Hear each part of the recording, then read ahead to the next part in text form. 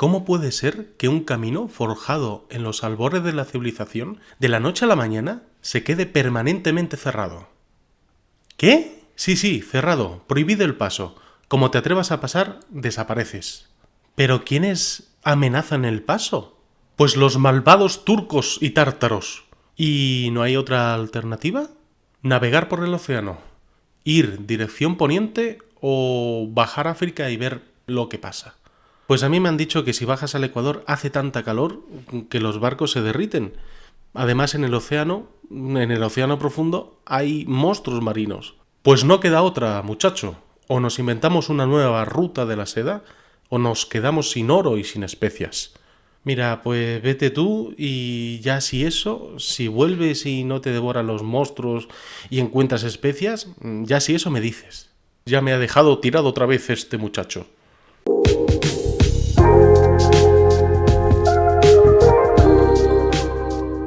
Estamos en el siglo XV. Europa recibe una de las peores noticias. La ruta de la seda se acaba de cerrar por la invasión turca. Una ruta que desde antes de Cristo conectaba por el comercio miles de kilómetros entre Asia y Europa, siendo en realidad varias rutas marítimas y terrestres, aunque hoy en día se la conoce más como la Ruta de la Seda. Este trayecto era tan valorado no solo por la seda, sino por las especias tan importantes como la pimienta. De hecho, el historiador Juan Eslava Galán nos cuenta que la pimienta servía para sustituir al oro en los intercambios, ya que el oro tendía a escasear en Europa. Pues bien, el incansable Marco Polo, en sus viajes durante el siglo XIII, fue describiendo estas rutas, describiendo lo que había visto, pero también lo que había escuchado. Fantasías, palacios con tejados de oro, piedras preciosas como perlas y rubíes, en fin, era una tierra misteriosa. Vale, muy bien. Pero ¿cómo osan los turcos o quienes sean cortar la ruta de la seda? Pues fue en 1453 cuando los turcos invaden y hacen caer Constantinopla, la actual Estambul, que constituyó la capital del Imperio bizantino. Durante un milenio, este imperio fue una fortaleza cristiana que impidió el avance del Islam hacia Europa occidental. Además, los tártaros que habitaron al este de los montes Urales, la actual Rusia, se islamizaron, convirtiéndose en enemigos de los cristianos. Entonces estamos fastidiados. Vamos a tener que navegar por otro lado sí o sí, pero que yo no me monto. En el vídeo anterior vimos cómo China exploró casi medio mundo y cómo de repente, a principios del siglo XV, detiene sus viajes. Y en este vídeo, a raíz de la expansión turca, vamos a ver cómo a la península ibérica no le queda más remedio que inventarse una nueva ruta hacia la seda. Fijémonos que la península cuenta con una situación geográfica ideal, los mejores marineros, navegantes, geógrafos, astrónomos. Estaba esperando, Lisa.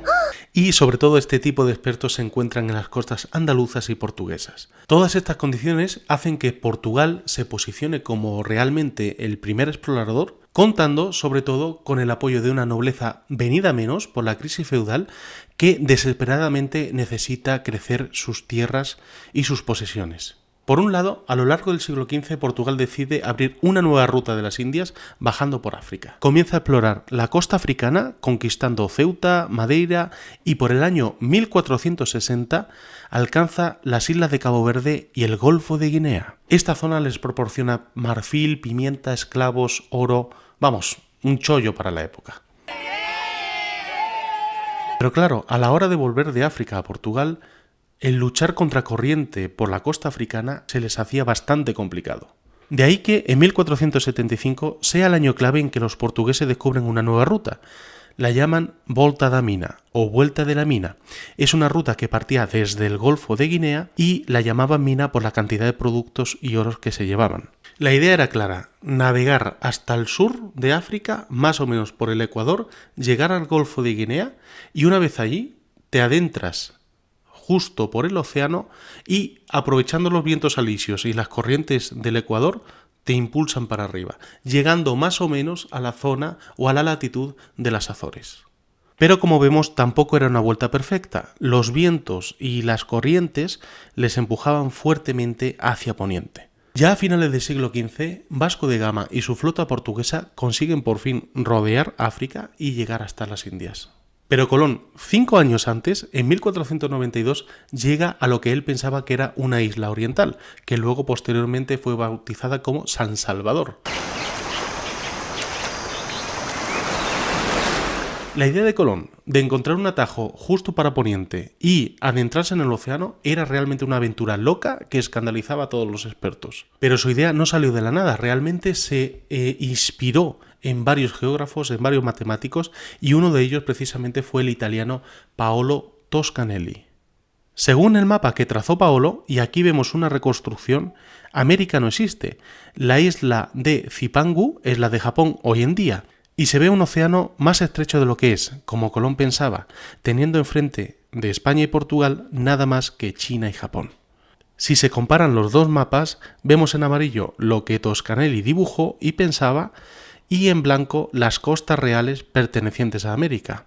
Colón intentó exponer su proyecto primeramente en Portugal.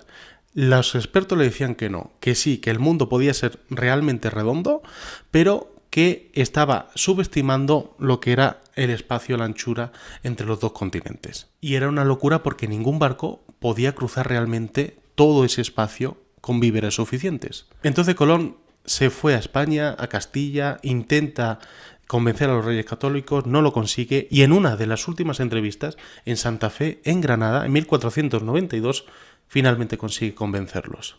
¿Pero por qué deciden arriesgarse los reyes católicos? Juan Eslava Galán nos dice que Cristóbal Colón conocía por informaciones confidenciales que a 750 leguas de la isla Canaria del Hierro, más o menos a 3.600 kilómetros, había tierra. Se encontraban unas islas y era el puerto ideal para llenar el barco de víveres y continuar hacia Oriente. Y esa información se la vendió a los reyes católicos en Santa Fe como si hubiera descubierto esas islas cuando realmente no tenía ni idea y no había estado allí. Así que le vendió la moto, pero parecía estar seguro de ese viaje. Lo cierto es que hablar de Colón es, y sobre todo su biografía, es un mar de misterios porque hay muchísimo desconocimiento. Lo que sí es cierto es que Cristóbal Colón era un navegante genovés que se afincó en Portugal y aprendió bastante. Pero aparte de lo que conocemos, ¿qué información privilegiada tenía Cristóbal? Y aquí, queridos amigos, es donde toma bastante importancia la Volta da Mina, pues hay voces que afirman que esta ruta pudo llegar a oídos de Colón y darle ciertas seguridades. En concreto, el historiador español Guillermo Céspedes del Castillo, en su ensayo titulado América Hispánica, nos dice lo siguiente.